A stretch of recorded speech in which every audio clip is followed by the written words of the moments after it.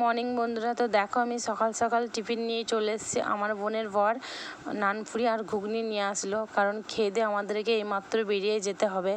কারণ আমরা এখন কোথায় যাচ্ছি বলো তো, বেরিয়ে তো আমরা বাসটাও ধরে নিলাম।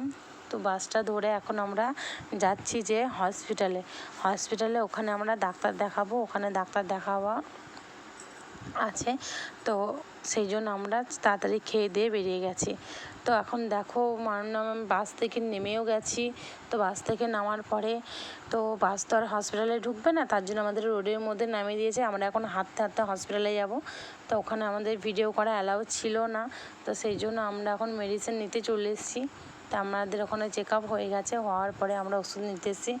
কারণ ওখান থেকে ওই আশেপাশের মধ্যে ওষুধ নিতে হবে, অন্য কোনো জায়গায় গেলে ওষুধটা চট করে পাওয়া যায় না। তবু এখানে আমরা 2-3টে দোকান ঘুরে তবে আমরা এই ওষুধটা পেলাম। তো ওষুধ আমাদের নেওয়া হয়ে গেছে, তো নিয়ে আমরা এখন বেরিয়েও যাচ্ছি। তো বেরিয়ে যাব, আর সে সকালে আমরা খেয়ে এসেছি নানপুরি আর ঘুগনি। তো এখন আমাদের খিদেও পেয়ে গেছে। তো কেউ বলছে ভাত খাবো আর কেউ বলছে পুরি খাবো। তো ফাইনালি আমাদের এখন কটা বাজে বলো তো? 11টা 20 বাজে।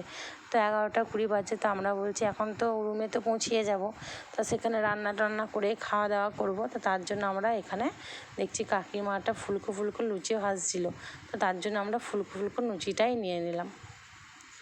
কারণ খিদের টাইমে সকালে তো খেয়ে এসেছিলাম নানপুরি, তা আবার পুরিই খেয়ে নিলাম। তো এখন আমাকে পুরিও দিয়েছে, আমার বোনও নিয়েছে, আমার ছেলেও নিয়েছে, ওরাও খাচ্ছিল, আর আমাকেও দিয়েছিল, আমিও বসে বসে খাচ্ছিলাম। তো ভালোই লাগলো খেতে। তো খেতে খেতে আমরা এখন আবার রওনা দিচ্ছি, কারণ গিয়ে আবার রুমে তো রান্না করতে হবে।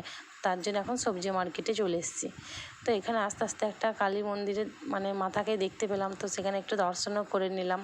তো সবজি মার্কেটে এসে দেখছি এখানে সব কিছু একদম গুলিয়ে আছে, কারণ এদিকে মাছ, এদিকে সবজি, এদিকে চিকেন, এরকম লাগছে বাজারটা, বাজারের মধ্যে ঢুকে একদম থতমত খেয়ে গেছি যে এখানে চিকেনও এক পাশে, আবার সবজি মার্কেটে সবজিও আছে, আবার এদিকে মাছও আছে। এরকম তো মার্কেট তো কখনো দেখিনি, তাই দেখে একটু অবাক হয়ে গেলাম।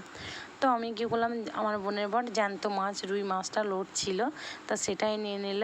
তা ওটা নেওয়ার পরে এখন আমরা রুমেও চলে যাব। তো ওখানে রান্না টান্না করে খাওয়া দাওয়া করব। তো এই ব্লগটা আমি এখানেই শেষ করলাম। তো টাটা বন্ধুরা, আমাকে সাবস্ক্রাইব করে দিও আর কমেন্টে জানিও।